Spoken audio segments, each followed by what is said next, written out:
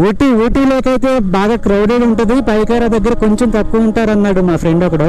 Situation చూస్తే అలా అనిపించట్లా, ఎందుకంటే పాయకారాలోకి ఇంకా 1 కిలోమీటర్ ఉంది.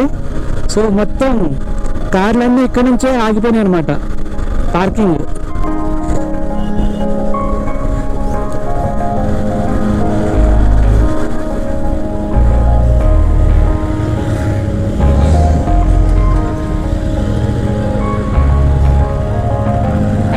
So way to Pykara boat house.